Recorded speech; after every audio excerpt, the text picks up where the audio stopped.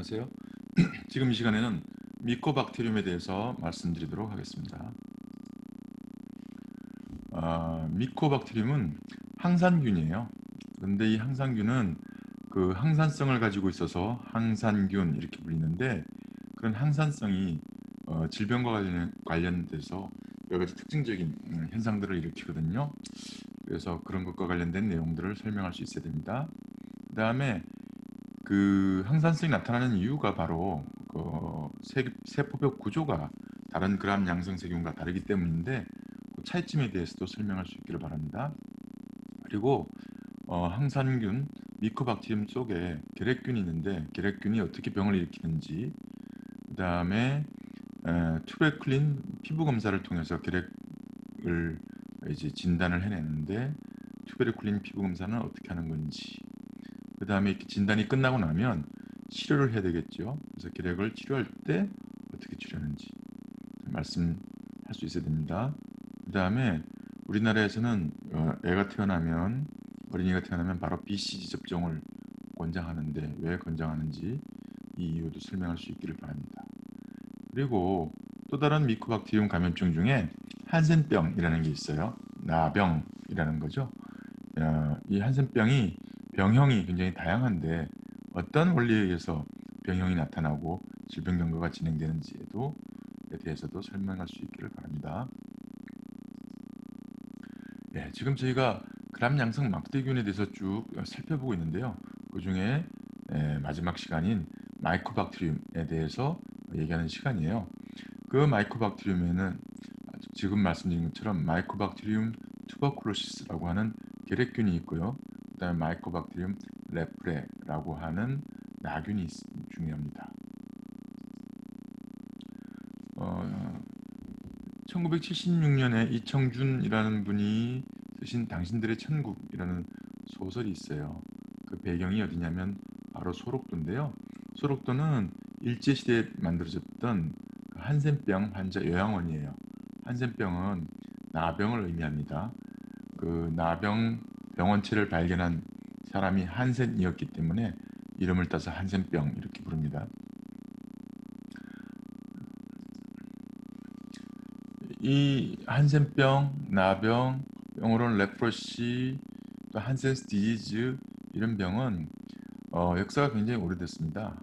그 성서에도 나오고, 성서에 천벌이다, 그 다음에 천형이다 이런 말 쓰죠. 그 다음에 한국에서는 문둥병이라고 불렸죠. 그런데 일제시대 때 그 나 환자를 소록도에 강제 수용하고요, 또는 불임수술하고 강제 노역을 시켰었어요.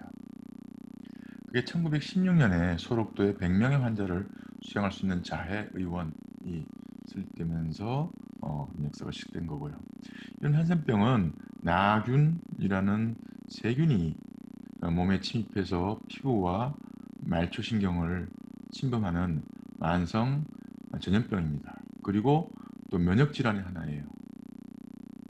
그런데 우리가 항생제를 투여하면 박멸이 가능합니다. 치료 가능한 질병입니다.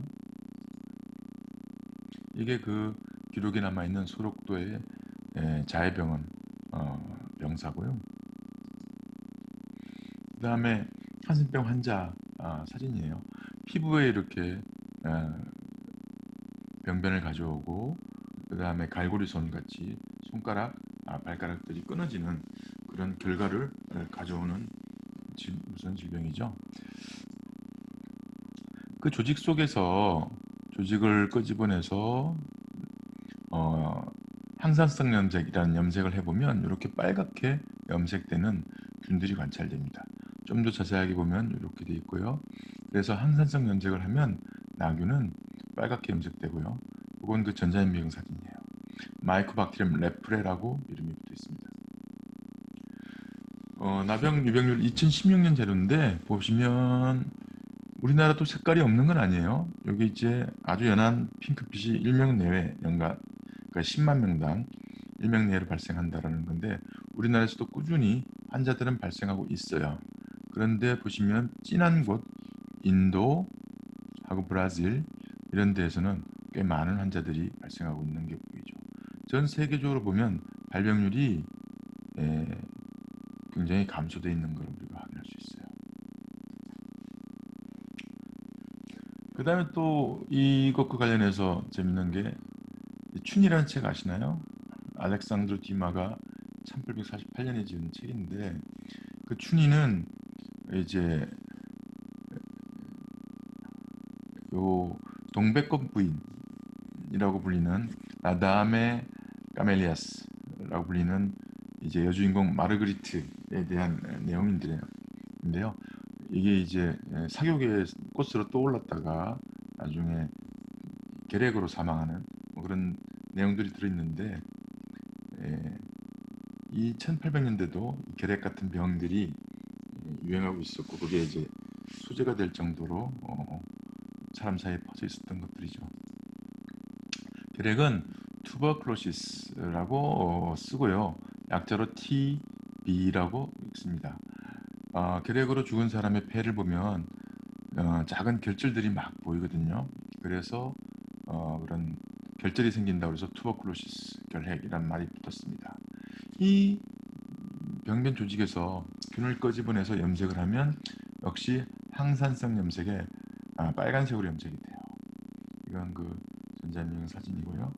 결핵이 굉장히 많은 사람들을 감염시키고 또 사망자들을 낳았기 때문에 우리나라는 옛날부터 결핵 퇴치 운동 같은 걸 하고 그 기금을 마련하기 위해서 크리스마스 씨를 팔았어요. 저도 어릴 때 이거 열심히 모았었는데 우리가 크리스마스 카드 보낼 때 앞쪽에는 이제 우표를 붙이고 그다음에 뒤쪽에는 씨를 붙이고 이렇게 해서 친구들한테 보내고 이런 경험이 있습니다.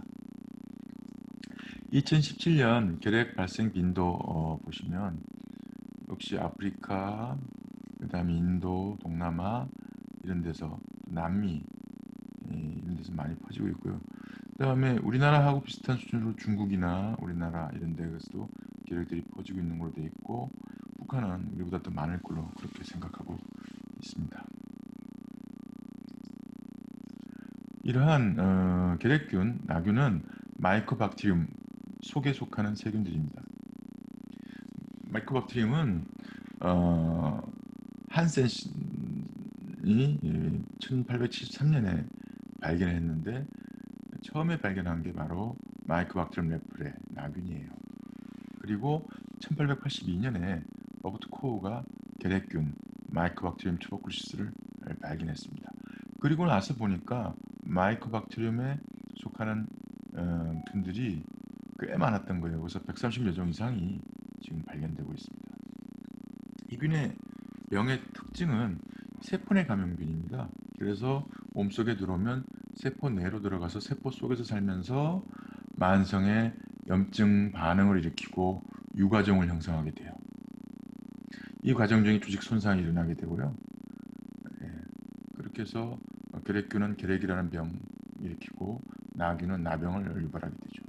그 외에 우리가 결핵이 아니면서 나균도 아니면서 미코박테리움에 속하는 것들을 비결핵 미코박테리아, 논투버클로시스 마이코박테리아, NTM이라고 부르거든요.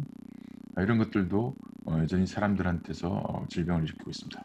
이 NTM을 예전엔 마이코박테리아 other than tuberculosis, 그래서 MOTT 이렇게 불렀었는데 지금은 NTM으로 이름이 바뀌었습니다.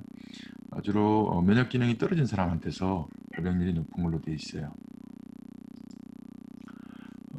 이 균들의 특징은 산소성이고 일단 그 다음에 아포를 형성하지 않고 편모가 없어서 운동성이 없고 그 다음에 이 세포벽에 지질 성분이 굉장히 풍부해서 전체 세포벽 건조량의 한 60% 정도가 지방 성분으로 되어 있습니다.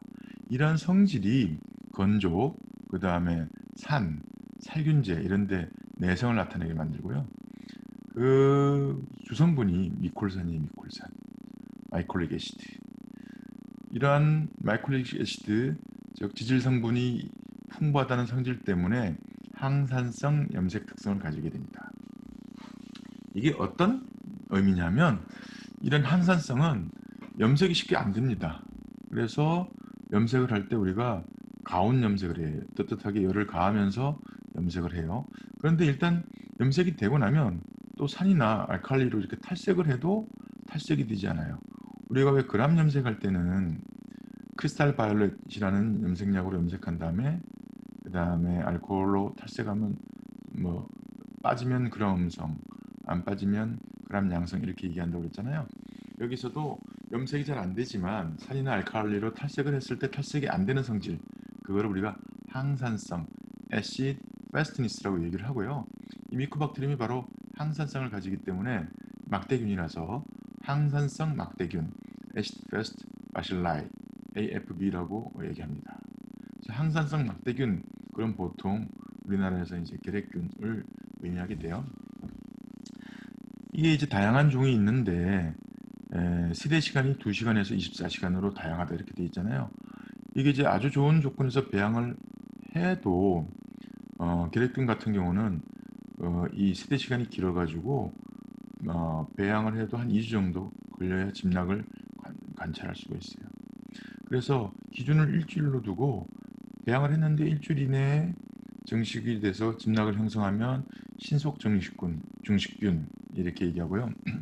그 다음에 그것보다 더 많이 걸리면 지연 발육균 이렇게 얘기하는데 결핵균은 바로 지연 발육균에 속하도록 되어 있습니다. 마이코박테리움이 특징적인 세포벽 구조 때문에 항산성이 나타난다고 말씀드렸잖아요. 우리가 여기 세균이죠. 그 세균이고 그 다음에 세포질 막으로 둘러싸여져 있어요. 원형질막. 그 바깥에 펩티드 글리칸층이 있어요. 그람 양성균과 그람 음성균의 차이가 뭐가 있었죠? 세포질 막이 있고 펩티드 글리칸이 있고 그 바깥에 아우터 멤브레인이 있으면 그람 음성균이고 그러니까 외막이 있으면 그 다음에 없이 그냥 펩티드 글리칸이 두툼하면 그람 양성균이라고 말씀드렸는데 이 결핵균은 보시면 외막은 없어요. 그러니까는 그람 음성균은 아닌 것 같은데 바깥에 펩티드 글리칸층이 상대적으로 작고 그 대신에 아라비노 갈락탄, 그다음 미콜산 이런 구조물들이 더 있어서 항산성을 나타내고 있습니다. 그래서 우리가 이 세균을 관찰하기 위해서 항산성 염색 이런 걸 하는데 질과 닐슨이라는 사람이 만들어낸 이제 항산성 염색법이 있어요. 어떻게 하는 거냐면 카볼푹신이라고 하는 염색약으로 가온 염색을 합니다. 그 다음에 알코올에 산을 넣은 애시드 알코올을 가지고 탈색을 해요. 그리고 나서 다시 말라카이트, 여기서 이제 말라카이트 그린이라고 되어 있는데 이게 굉장히 발암물질이라서 요새 안 쓰고 메칠렌 블루 가지고 대조 염색을 합니다. 카운터 스테이닝. 이렇게 하면 항산성을 가지고 있는 세균은 빨간색으로 그냥 염색되어 있는 상태로 가고 그 다음에 항산성이 없는 일반 세균은 빨간색으로 염색됐다가 탈색된 뒤에 다시 파란색 염색약으로 염색돼서 파란색으로 나타나는 이런 결과를 보이게 됩니다. 이게 그 사진인데요. 여기 보시면 포도알균은 메칠렌 블루에서 파랗게 염색되어 있지만 여기 보시면 이 결핵균들은 이렇게 빨갛게 염색되어 있는 것을 관찰할 수 있어요. 그래서 우리가 빨간색 항산성 염색에서 빨간색 막대균을 보면 이거 마이코박테리움이구나 이렇게 생각할 수 있습니다. 그래서 그 마이코박테리움 종류가 되게 많지만 사람한테서 병을 일으키는 두 종은 결핵균과 나균. 그 다음에 결핵균과 나균이 아닌 것 중에서 미코박테리움을 우리가 뭐라고 그런다 그랬죠? non tuberculous mycobacterium NTM이라고 얘기한다고 말씀드렸잖아요. 거기에 이제 마이코박테리움 에비움, 앱세수스, 포르투이툼, 셀로네, 칸사시 이런 것들이 이제 있습니다. 그 중에서 중요한 마이코박테리움 투버클로시스에 대해서 말씀드리겠습니다.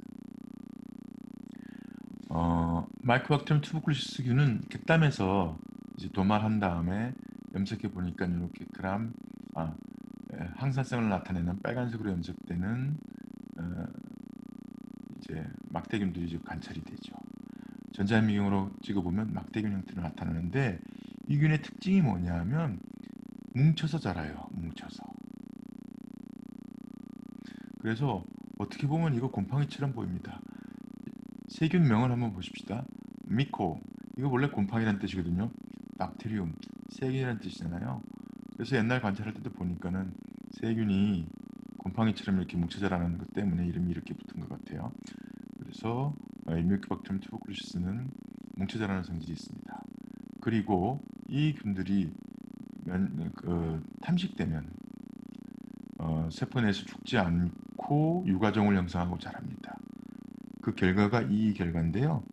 이건 이제 폐 조직인데 이쪽 바깥이 폐 조직이고 여기 이제 염증이 있는데 여기 허옇게 보이는 부분들, 평평해 보이는 부분들은 살들이 죽어서 괴사가 일어난 걸락화 괴사라고 그러는데 괴사가 일어난 부분이고 요 주변부에 이제 탐식 세포들이 있어서 계속 자라고 있어요. 그리고 나중에 이 걸락 괴사가 일어난 부분에 칼슘이 침착하면서 결절이 생깁니다.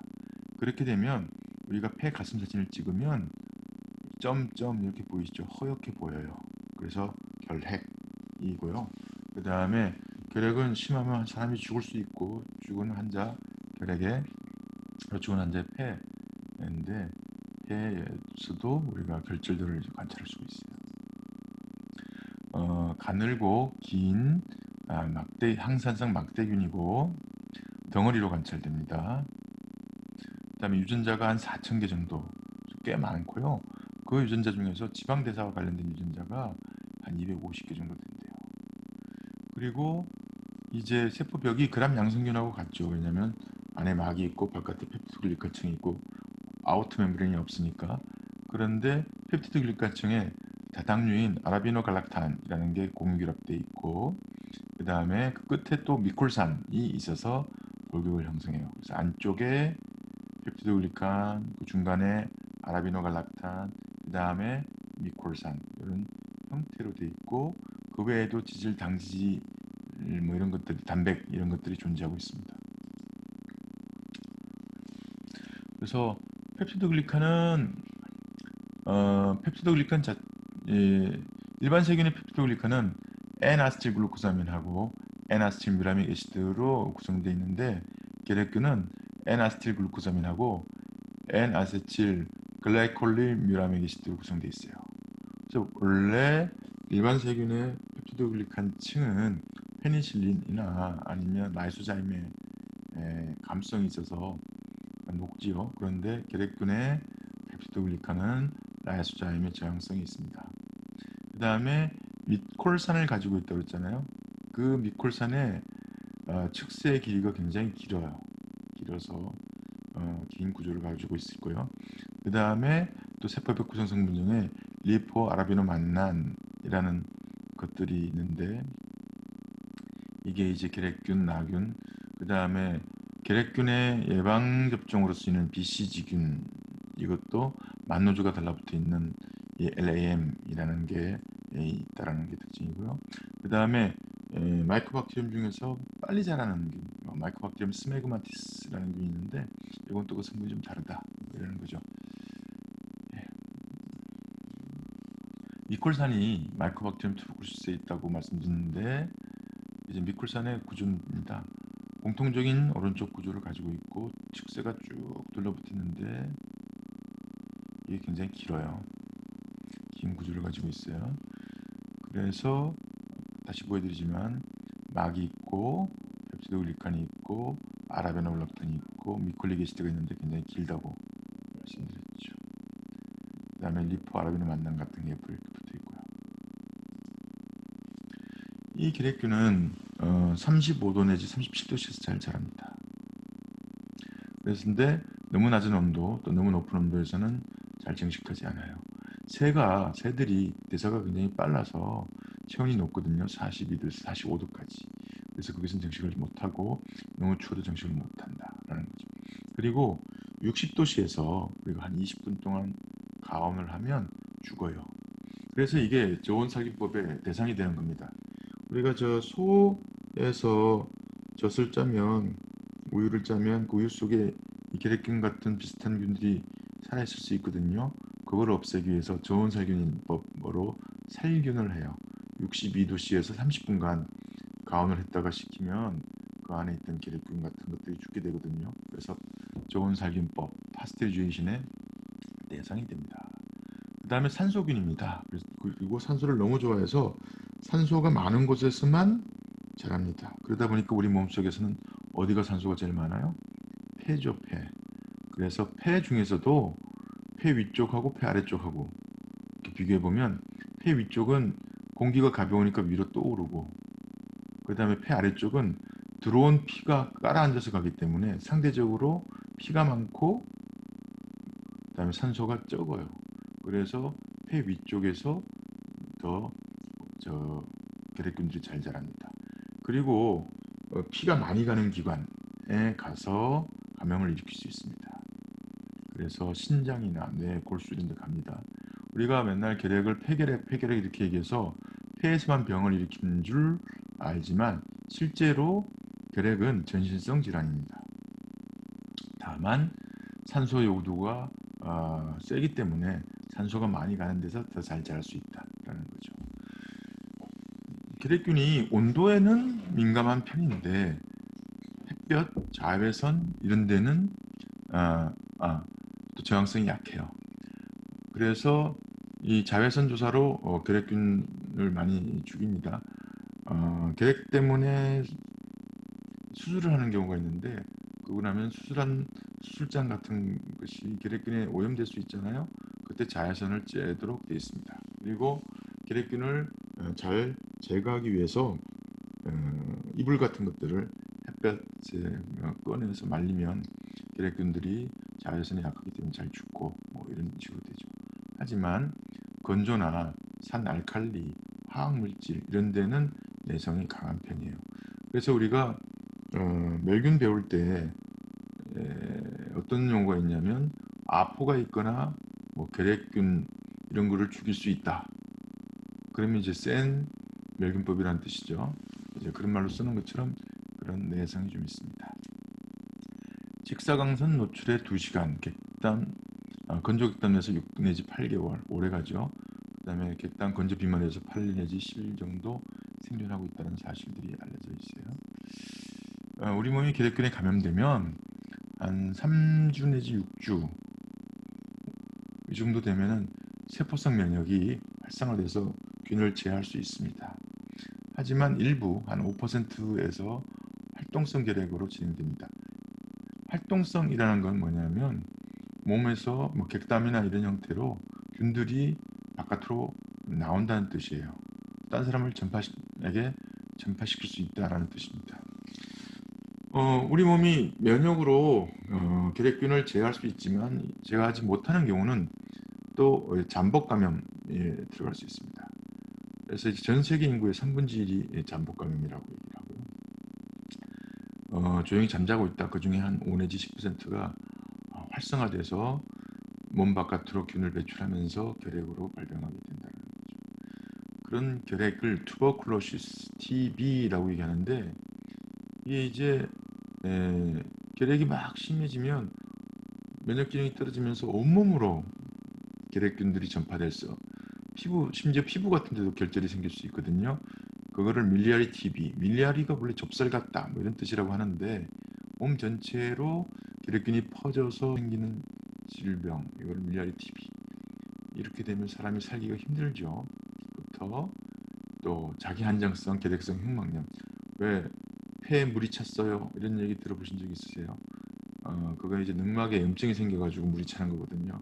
그걸 우리가 플레오리지 이렇게 얘기하는데 결핵에 의한 흉막염을 결핵성 흉막염, TB 플레오리지 이렇게 얘기를 합니다. 이처럼 다양한 결과가 나타나는 이유는 우리 몸의 면역 기능, 그 중에서 특히 세포 면역과 그 다음에 결핵균이 갖고 있는 세균의 어떤 병원성과의 균형에서 이런 경과가 결정되도록 그렇게 되어 있습니다. 결핵균이 뭐 특별한 외독소나 내독소를 내는 거는 그렇게 잘 알려져 있지 않고요. 그 다음에 세포 면역이 방어를 담당하는 걸로 되어 있고 조직의 손상이 일어나는 이유는 이 세포 면역이 조직을 손상시키기 때문이에요. 이런 걸 우리가 지연형 과민 반응이라고 얘기하는데 그런 결과입니다.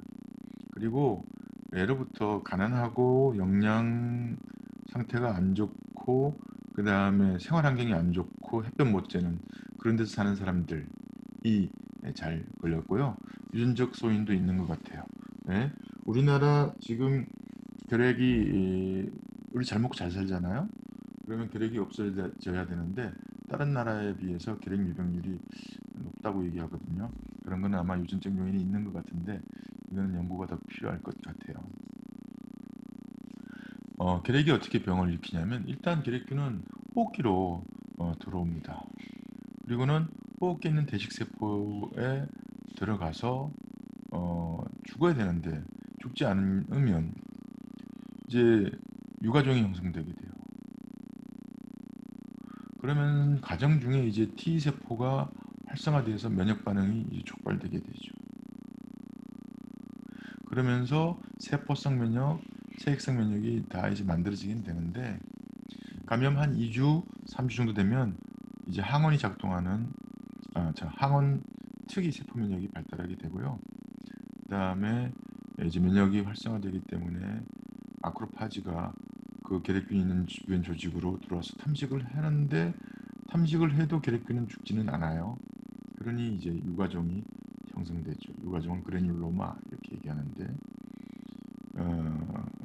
그러면서 이제 T세포가 더 발달하게 되면은 면역 기능이 좋으면은 그 탐식한 계렉균을 탐식한 세포들을 죽여가면서 계렉균들을 이제 파괴하게 되고요. 그다음에 진짜 치료가 돼가는 과정으로 이제 가게 되죠. 네, 태어나면 우리가 먼저 계렉균에 노출될 수 있거든요. 그걸 초감염 이렇게 얘기하고요. 그다음에 잠복해 있다가 재활성화되거나 아니면 다시 노출되어서 걸리는 게 재감염 이렇게 얘기하는데 초감염형 계렉형은 프라이머리 TB라고 얘기하고 급성 삼출성 병변을 가져오는데 위치가 주로 폐문부예요. 우리가 이제 엑스레이 사진 보면 여기 심장이 이렇게 보이죠? 그 다음에 양쪽에 공기가 가득 들이는 배가 있고 그 다음에 이렇게 보이는 것들은 폐로 들어가는 혈관들이에요. 그 다음에 여기 이제 이렇게 보이는 게 대동맥공이 이렇게 지나가요. 이렇게 올라가서 이렇게 나오죠. 그런데 초감염 계렉은 주로 요 폐문부라고 하는 이쪽에 주로 병변들이 생깁니다. 예, 그래서 임파절에 세균들을 먹고 죽어요. 그리고 습해야됩니다. 그리고는 투베르클린 반응이라는 반응을 양성을 나타내게 되고요. 주로 폐문부에 발생하게 됩니다. 이게 잘못 썼네. 힐라리젠이라고 써야 되는데 베이스라고 잘못 썼습니다. 이거 지워야 됩니다. 그래서 우리가 이제 진단을 하기에 체스트 PA를 찍습니다. 왜 체스트는 가슴이란 뜻이고 PA냐면 방사성이 뒤에서 들어가서 앞으로 나오기 때문에 posterior, anterior 이렇게 해서 PA란 말을 써요. 그리고는 사진을 딱 보는데 뒤집어서 보니까 이쪽이 오른쪽이 되죠. 이쪽이 오른쪽이잖아요. 이렇게 뒤집어서 보니까 이쪽이 오른쪽입니다. 심장이 이렇게 있고 배가 있습니다. 엑스레이 사진상에서는 공기는 까맣게 나오고요. 뼈는 하얗게 나옵니다. 여기서 이렇게 보고 이제 엑스레이 사진을 찍어서 보게 돼 있는데 이제 엑스레이 사진이에요. 볼 게 많죠. 횡격막이 이렇게 있고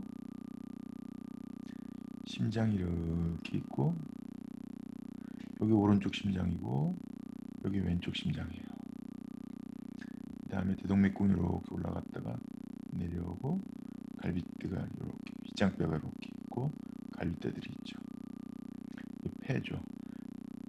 그리고 이렇게 희게 보이는 것들은 이제 기관지도 있고 그 다음에 조그만 혈관들도 그렇게 보이고 이렇게 구조를 가지고 있어요. 그런 것 가지고 이제 사진을 보고 판독을 하는데 재발형 계렉은 리액티베이션 TB 어릴 때 걸렸다가 살아남았던 균이나 아니면 이제 완전히 회복됐는데 외부로부터 들어온 경우 이건 흔치는 않대요. 그래서 병이 생겨서 결절이 생기는 경우를 우리가 재감염 계렉이라고 얘기하고요. 말씀드린 것처럼 걸락화 괴사가 일어나요. 걸락화가 카제이션이라고 되는데 걸락이 뭐냐면 치즈처럼 된다는 뜻이에요. 그런 괴사를 만들고 그 다음에 이제 석회가 침착되는 석회화가 일어나게 되고 이게 재활성 계렉의 재감염 계렉의 특징입니다. 림파절 침범은 많지 않고 폐 위쪽에서 주로 에이펙스 쪽에서 시작된다라는 거죠. 결핵은 항결핵제가 개발됐고요. 그다음에 체계적으로 관리를 함으로써 발생률도 줄고 사망률도 많이 줄었어요. 그렇지만 이제 내성균주가 출현하기 시작했고, 그다음에 에이즈 유행하다 보니까는 어떤 일이 벌어졌습니까? 면역이 기능이 떨어진 사람들이 생겨나다 보니 결핵도 증가 추세, 그다음에 결핵이 아닌 NTM에 의한 감염도 증가 추세. 거기다가 이제 약을 오래 쓰다 보니까는 여러 가지 약에 대해서 내성 있는 결핵균들도 계속 나오고 있고, 그래서 현재 전 세계적으로 한 20억 명이 결핵균에 감염된 것으로 추정되고 있대요. 세계 인구가 얼마인데 20억입니까? 한 75억 정도 되나요? 그래서 한 3분의 1 정도가 적어도 잠복이든 아니든 결핵에 감염된 거다라고 생각을 하고 있다는 거고요. 그 다음에 더 문제가 되는 게 이제 이약 지역 다 안 듣는 광범위 약제 내성 결핵균들이 출현하고 있어서 걱정들 하고 있습니다.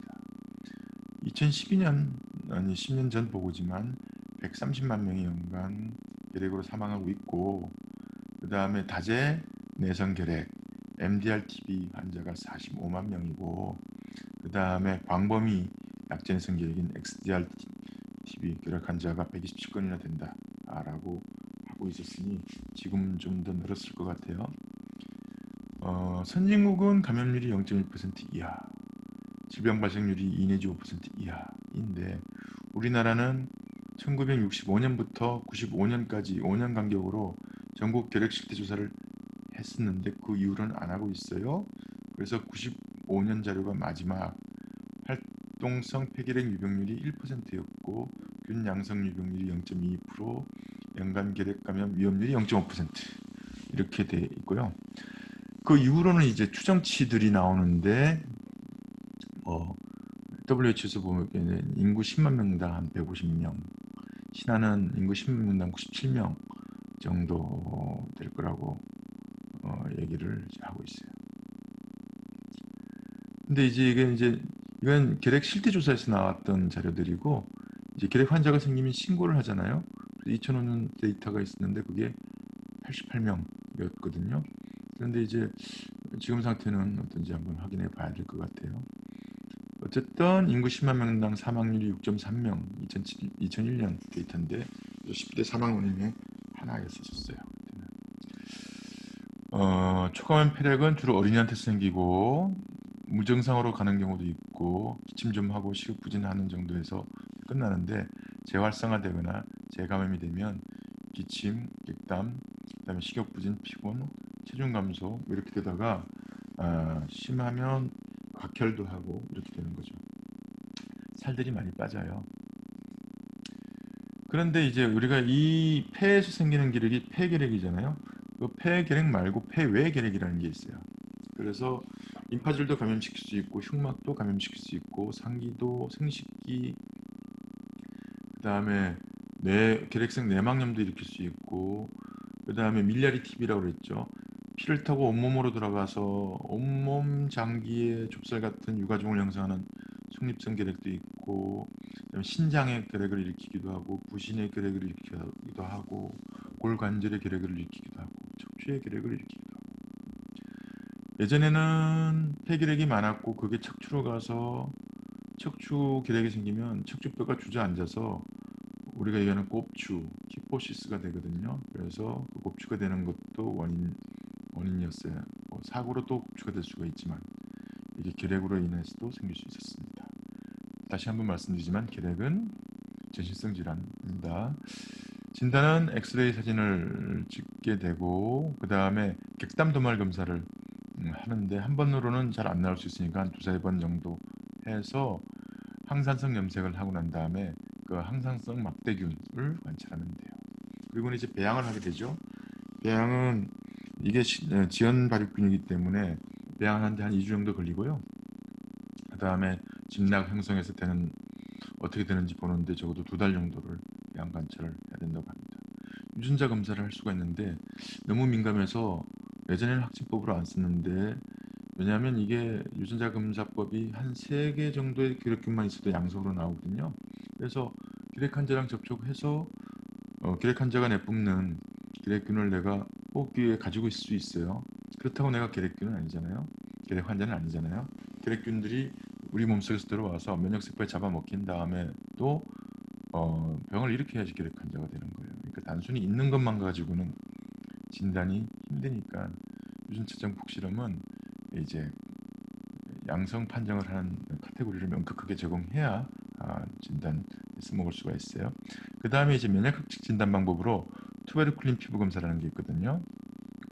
이거는 확진법은 아니고 이 사람이 결핵과 어떤 관계를 맺고 있느냐에 대해서 우리가 알아볼 수 있는 방법이에요. 보실게요.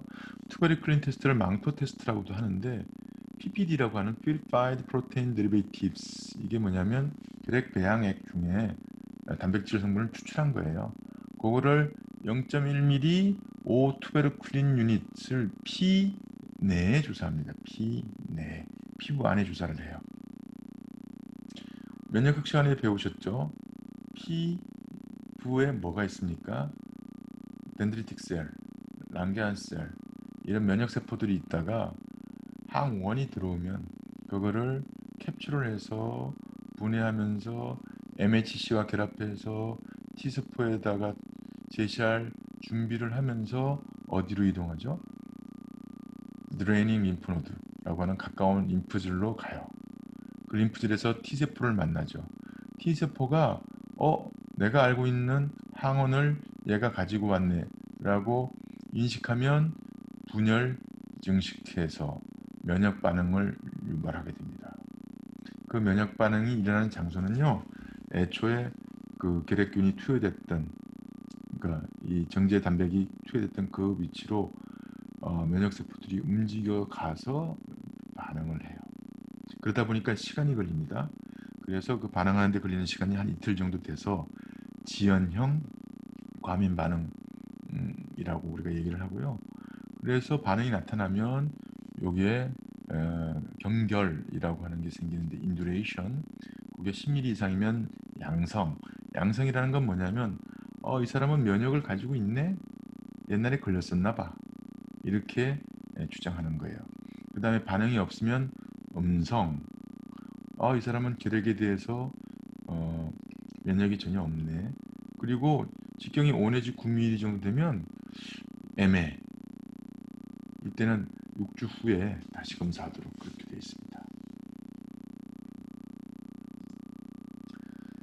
그래서 그 투베르클린 시험을 해서 양성 반응이 되면 결핵균에 걸렸구나 또 알 수가 있지만, 또 NTM이 있다고 그랬잖아요. 그 NTM에 감염된 적도 있을 수 있어요. 왜냐면 교차 반응이 일어나기 때문에. 그래서 이게 지금 환자다 이런 거를 알 수 있는 건 아닙니다. 그리고 감염이 되고 난 다음엔 한 4주 내지 6주 후에 투베르클린 양성 반응이 나타납니다. 즉 세포성 면역 반응이 성립되게 됩니다. 반응이 안 나타난다, 이거는 뭐냐면 옛날부터 지금까지 결핵에 노출된 적이 없다 일 수도 있고요. 또 하나는 위음성일 수 있어요. 위음성. 너무 면역 상태가 안 좋아서 T세포가 면역 반응을 못 일으켜서 음성인 경우가 있거든요. 그거 감별해야 되고요. 그 다음에 면역 기능이 떨어진 에이즈 같은 병이나 아니면 뭐 홍역, 호트킨스 디지즈 같은 림포마, 사르코이드시스 같은 만성 유가종성 질환, 면역 억제 환자, 이런 경우에도 반응이 안 나타날 수가 있으니까는 잘 살펴봐야 됩니다. 우리는 태어나면 BCG 예방접종을 받거든요. BCG는 접종하고 나면 한 10주 정도 지나면서부터 양성 반응이 나타나는데 이 반응이 3년 내지 7년까지 지속이 돼요. 그래서 BCG를 맞으면 결핵을 예방하는 효과가 어느 정도 있다라고 생각합니다. 예. 그 다음에 이제 치료입니다. 치료는 이거 결핵을 치료하기 위해서는 다재병용 6개월 단기요법이라는 걸 사용하는데요. 그 내성 획득을 예방하기 위해서 4가지 결핵제를 병행해서 투여합니다. 그래서 처음에는 아이나라고 불리는 아이소니아짓, 그 다음에 리팜핀, 그 다음에 피라지나마이드, 그 다음에 에산부톨, 이렇게 네 가지 약을 쓰거나 앞에 아이나, 리팜핀, 피라지나마이드에 스트ep토마이신을 섞어서 네 개를 쓰거나 이렇게 해서 네 가지 약을 한꺼번에 넣어주면서 그거를 2달 동안 투여를 해요. 그리고 그 2달이 지나고 난 다음에는 아이나, 리팜핀, 에산부톨 이 세 가지를 4개월간 유지해 주도록 되어 있습니다. 그렇게 하면 이제 치료가 사이클이 끝나는데, 이게 완전히 치료가 되지 않거나 아니면 재발하면 원래 약제를 다시 써서 3개월간 치료를 연장하도록 되어 있습니다.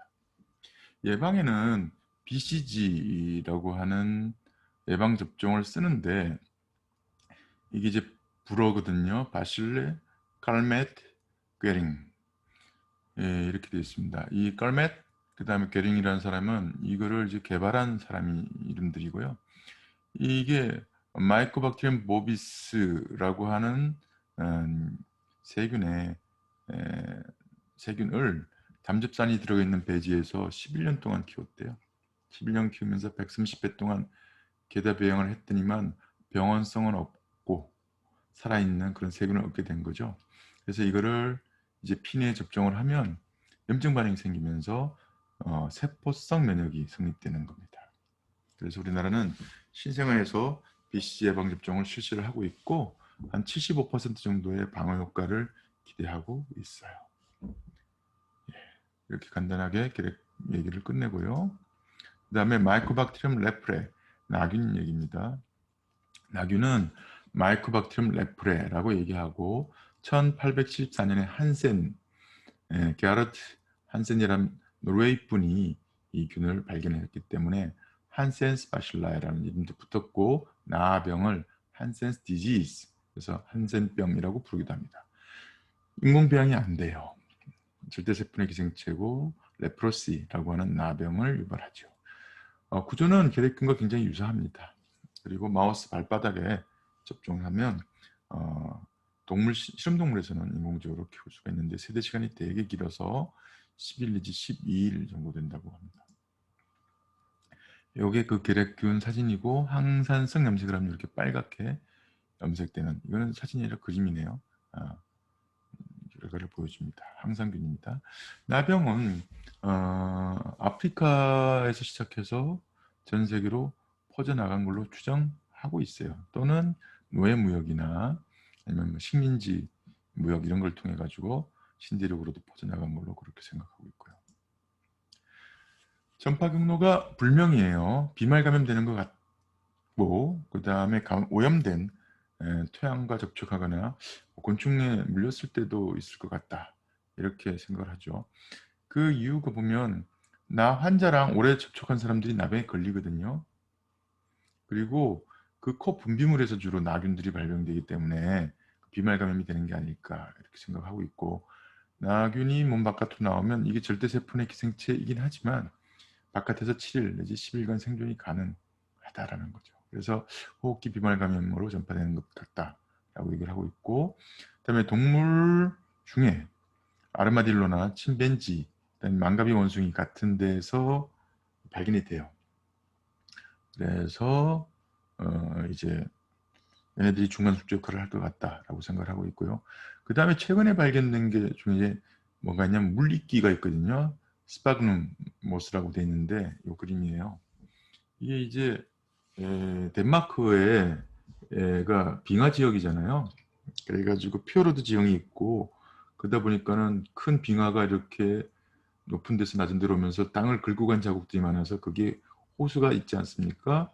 그 호수에 이 이끼들이 자라는 건데 그 이끼들 속에서 마이코박테리움 레프레와 아주 유사한 구성 성분을 가지고 있는 균들이 이제 발견되고 있는 거예요. 그래서 식물에서부터 바로 이렇게 전파됐을 수도 있겠다라는 생각들을 하고 있죠.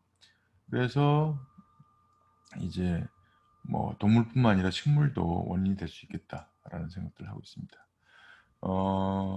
전 세계적으로 발생하고 있는데 그 중에서도 인도, 중국, 그다음 마얀마, 인도네시아, 브라질, 나이지리아 이런 데서 주로 발생하고 있고요. 2000년 통계로 전 세계에서 한 150만 명에서 800명까지 추산치 따라 다른데 있을 거로 생각하고 매년 65만 명 정도가 신환으로 발생한다. 우리나라는 2013년 통계가 있어요. 활동성 나환자가 210명. 활동성 나환자니까 이분들은 나균들이 병변에서 발견되는 거예요. 그 다음에 병력자는 치료를 받아가지고 나 환자였는데 지금은 더 이상 나균이 안 나오는 사람들이 그때 당시 한 11,800명 정도 됐다라는 거죠. 그 다음에 매년 30명 정도 새롭게 감염된 환자가 발생하는데 이분들이 나 환자랑 접촉해서 발생하는 게 아니라 자연계의 무언가와 접촉하여 발생하고 있는 거예요. 네, 그런 상황입니다. 그래서 2013년 보시면 그때까지 인구 10만 명당 0.06% 신규 한센 대상자는 점차 줄고는 있어요. 네, 그런 상황이지만 없는 것은 아니다. 그런데 이 나병이 특징이 뭐냐면 다양한 병변을 나타낸다라는 게 특징이에요.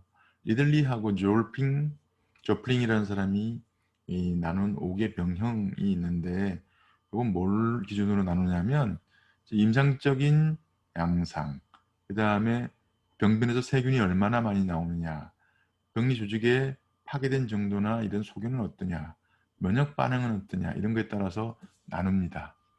약자로 TT, BT, BB, BL, LL 이렇게 5개로 나누고 있거든요. 그래서 TT는 투버클로이드 레프로시, 뭐죠? 결핵같이 생긴 나병이란 뜻이에요. 그 다음에 LL은 뭐냐면 레프로마토스 레프로시, 이거는 나병같이 생긴 나병이라는 뜻이에요. 그러니까 밑에 거는 LL은 나병다운 나병, 위에 거는 결핵 같은 나병. 그럼 중간은요? 보더라인, 중간이란 뜻이죠. 그래서 BB라고 쓰고 여기서 좀 더 결핵기랑 비슷하면 BT라고 씁니다. 보더라인인데 투클로있다. 그 다음에 여기서 나종양 나병에 더 가까우면 중간인데 레프로마토스다. 그래서 보더라인 레프로마토스 이런 식으로 5가지로 나뉩니다. 스펙트럼이라는 거예요. 그래서 TT부터 LL까지 5개로 나눌 수 있지만 정확하게 딱딱 떨어지지는 않겠죠. 그래서 이런 5가지가 있는데 인도 통계인데 2014년에 신안 보면 어느 병형이 제일 많이 나오느냐 봤더니만 여기 보시면은 인도 신안에 중에 478명이 발생했던 게 보드라인 투버클로이드 레프로시가 제일 많았고, 그 다음에 두 번째가 보드라인 레프로마토스 레프로시가 두 번째였고, 그 다음에 완전 보드라인은 힘들고, 그 다음에 이제 동수네요, 동수. 이게 보면은 이제 LL, 그 다음에 TT가 없네. LL이 69명 이렇게 되어 있습니다. 그래서 지금 인도에서는 제일 많이 발생하는 게 보드라인 투버클로이드가 제일 많이 발생하는 걸로 그렇게 되어 있습니다. 이렇게 구분하는 데 이유가 있어요. 나병은 나균에 대한 세포 면역 반응에 따라서 임상 증상이 결정된다 이렇게 돼 있는데, 우리가 이제 면역학적 지식이 조금 있어야 되는데, 우리 이제 T세포 배울 때 헬퍼 T세포가 면역 반응 자극을 받으면, 항원 자극을 받으면 분화되면서 TH1으로 분화한다, TH2로 분화한다 이런 말을 배웠어요. 그래서 TH1으로 분화한 T세포가 면역 반응을 주도하는 병형이 TT인 거고, TH2로 분화한 T세포가 면역 반응을 주도하면 그게 바로 LL, 그리고 나머지는 그 중간 이렇게 되는 겁니다. 그래서 TH1 반응이 되면 세포 면역 반응이 굉장히 센 반응이에요. 그게 결핵에서 일어나는 것과 유사한 반응으로 반응이 일어난다는 거죠. 그래서 5가지 병형으로 나누긴 합니다만 그런 성질들을 가지고 있습니다. 그 표가 있는 건데요. 이제 투버클로이드 레프로시, 그 다음에 레프로마토스 레프로시, 그 다음에 보드라인 이렇게 나눌 수가 있는데, 여기는 이제 TH1 반응이 세게 나타나고 LL에서는 TH2 반응이 세게 나타나요. 이 TH1 반응은 주로 염증 반응 같은 반응들을 촉발하게 되고요. 그 다음에 TH2는 무슨 감인 반응과 관련된 병변들을 나타내는 걸로 그렇게 되어 있습니다. 그래서 TH1이 반응이 주가 되는 TT에서는 이제 피부에 반점이 생기고, 그 다음에 비대칭성 말초신경 치매가 생기고, 그러는데 피부 병변 내 균체는 관찰이 되지 않아요. 그 다음에 투베르클린 반응과 비슷한 레프로민 반응이라는 반응의 양성이 나타나고, 그 다음에 이제 레프로마토스 레프로시 LL에서는 결절성 피부 병변이 생기고 느린 대칭성 신경 치매가 있고 피부 병변 내 다수의 균이 관찰돼요. 이게 무슨 얘기냐면 레프로민 테스트는 네거티브고요. 여기서는 심한 강한, 심한이 아니죠. 강한 면역 반응 덕분에 균들이 제거되고 있는 상황인데, 대신에 병변이 뭘로 나타나는 거냐면 면역 반응 때문에 병변이 나타나고 있는 거고요. 여기는 면역 반응이 약한 거예요, 상대적으로. 그래서 균들이 피부에 존재하면서 그 균들이 피부 병변들을 주도하고 있게 되는 그런 상황이 되는 거죠.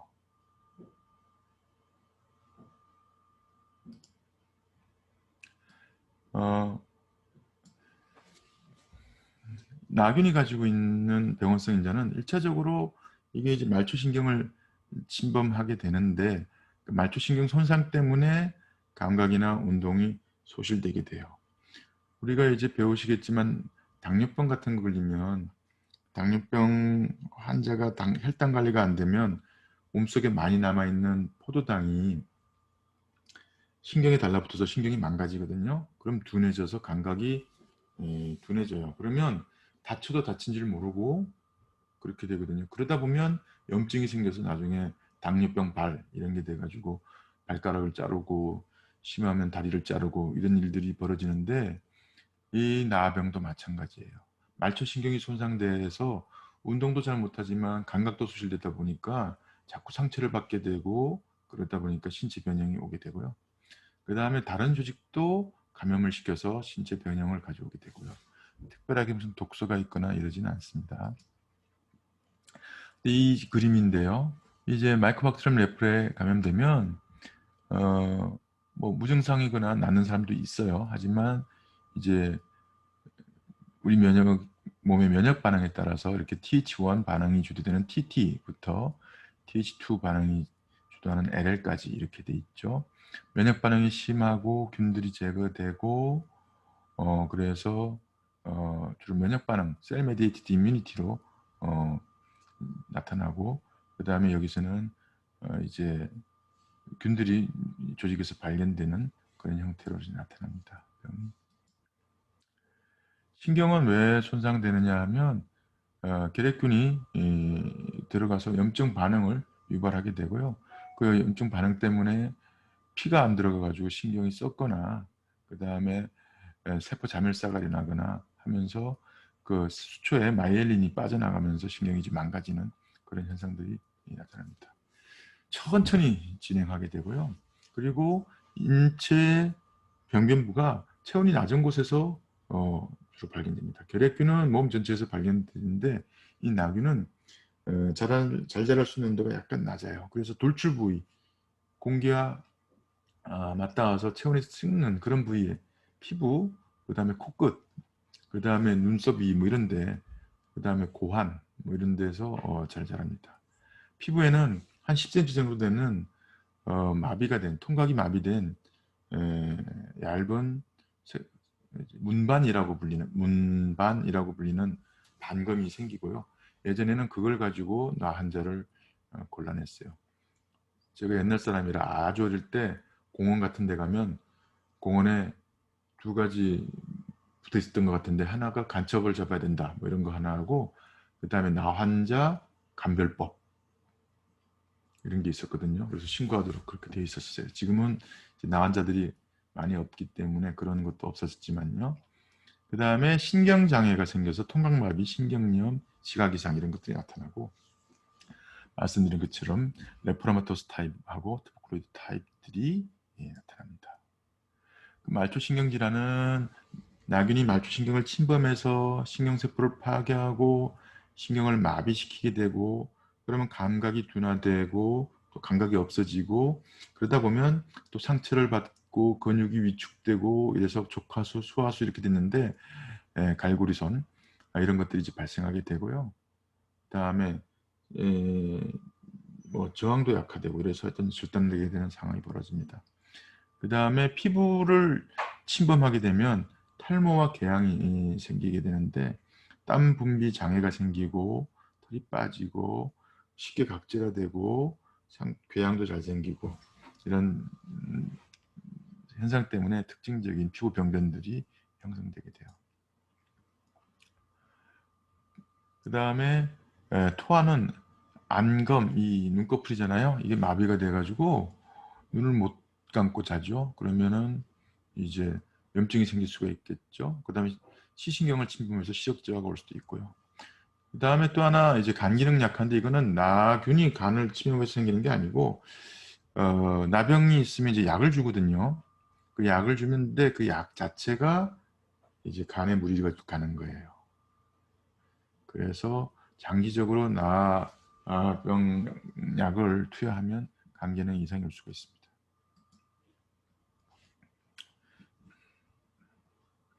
진단은 우리가 특징적인 병변 소견을 보면 진단이 가능하고요. 그 다음에 피부 도말 검사나 조직병리 검사를 해서 그 항산성 염색, 양성인 막대균을 관찰하면 되겠고요. 레프로민 반응 검사는 참조 정도로 하고, 치료는 답선, DDS라고 하는 답선과 리파민 이것들을 투여할 수 있습니다. 이게 이제 나병은 어릴 때 그 중증 나 환자들이 배설하는 나균에 장기간 노출되면 감염될 수가 있는데, 이제 미감한 문제가 그런 문제예요. 뭐냐면 부모가 나 환자이면 같이 사는 애도 걸릴 가능성이 있기 때문에, 그렇다고 걔한테 예방적으로 약을 무한정 투여할 수는 없잖아요. 그래서 이제 문제가 된다. 비강 분비물에서 균이 발견되기 때문에 환자 간 접촉의 원인이 될 수 있고요. 잠복기가 길고 그러다 보니까는 예방 대책이 없는 상황에서는 한 10% 정도가 감염화가 될 수 있습니다. 미감아는 엄마가 이제 약을 먹고 있으면 부모가 치료를 받아야 돼요. 부모를 치료를 받아서 부모가 더 이상 활성 나병이 아닌 상태로 돼야 되겠죠, 그죠? 그리고 부모가 그 상태로 되기 전까지는 예방적으로 또 약을 먹어서 걸리지 않도록 그렇게 해야 되고, 그다음에 예방접종도 해야 되고 그렇습니다. 빨리 발견해서 빨리 치료하면 나병 병력자로 되는 거예요. 그리고 BCG가 같은 마이코박테리움에 효과가 있기 때문에 BCG를 놓게 되고요. 그 다음에 생활환경을 개선하고 하는 것들이 전파되는 데 도움이 된다고 합니다. 그리고 교육을 통해 가지고 전파를 차단하고 걸리지 않도록 하는 방법들을 익힐 수 있도록 해줘야 되겠습니다. 그 다음에 이제 NTM인데요. Non-tuberculous mycobacteria라고 그랬죠. 이게 이제 비결핵 마이코박테리아인데 병원소가 자연환경이에요. 물이나 토양에서 존재하는 균들이고, 그 다음에 면역결핍, 만성폐질 환자, 악성종양 환자에서 기회감염을 일으키고, 사람 간의 전파는 없는 걸로 돼 있고, 그 다음 문제는 대부분의 처음 쓰는 항결핵제 내성을 가지고 있다는 게 문제예요. 요새 결핵을 잘 관리하니까 결핵은 감소하고 있는데 NTM은 점점 증가 추세로 돼 있어요. 보시면 2016년까지 NTM 발생 빈도도 증가하고, 그 다음에 누적된 환자 수도 증가하고 계속 증가하고 있어요. 그리고 전 세계적으로 다양한 종류의 NTM들이 발견되고 있거든요. 그래서 보시면 여기 이제 숫자는 케이스를 끄고, 그 다음에 여기 보면은 우리나라 쪽으로 볼까요? 브라질, 케냐, 중국인데 마이코박테리움 인트라셀룰라레가 제일 많이 나오고 있다. 그 다음에 파푸아뉴기니에는 에이비움, 프로투이툼, 인트라셀룰라레가 나오고 있다. 이런 거죠. 이게 이제 연도별로 연도가 다 다르게 나와 있는데 아시아 지역만 모아놓은 걸 보면 여기 있습니다. 여기 좀 옛날 거예요. 2007년 거라서 우리나라 게 있잖아요. 사우스코리아에 이제 2007년에 131예가 나왔는데 50%가 마이코박테리움 에비움 컴플렉스였었고 39%가 앱세소스였었고 그 다음에 4%가 칸사시, 포르투이툼, 셀로네 이런 식으로 NTM이 나오고 있었어요. 그래서 아시아 지역에서만 이렇게 보면은 제일 많이 나오는 게 마이코박테리움 에비움 컴플렉스가 제일 많이 나오고 그 다음에 앱세소스, 그 다음에 셀로네 이런 식의 빈도로 나오고 있다는 게 이제 알려졌죠. 근데 이 NTM은 종류가 많으니까는 뭘로 구분하냐면 발육의 속도, 신속 발육균이 있고 지연 발육균이 있다고 그랬잖아요. 그래서 느리게 발현되는 것들은 마이코박테리움 에비움 컴플렉스가 느리게 발현돼요. 이거는 분리돼서 보니까 마이코박테리움 에비움하고 마이코박테리움 인트라셀룰라가 같이 나왔다는 거죠. 자연환경에 널리 분포하고 있고 물, 토양, 식품, 동물 조류에서 분리되고 에이즈 환자에서 가장 흔한 세균성 기계감염균으로 지금 알려져 있고요. 1차 항결핵제 내성이 있고 그래서 클라리트로마이신, 아지트로마이신하고 에탄부트를 병용 치료하는 방법으로 치료를 하고 그 다음에 리파부틴, 플로로키놀론, 아미카신 이런 것들도 쓸 수가 있고 근데 재발이 잘 되고 계속 치료해야 된다는 거예요. 이런 느린 발육균에는 마이코박테리움 에비움 컴플렉스도 있지만 칸사시, 스코르플라세움, 마리눔, 울세런스 이런 것들도 느리게 성장하는 것들입니다.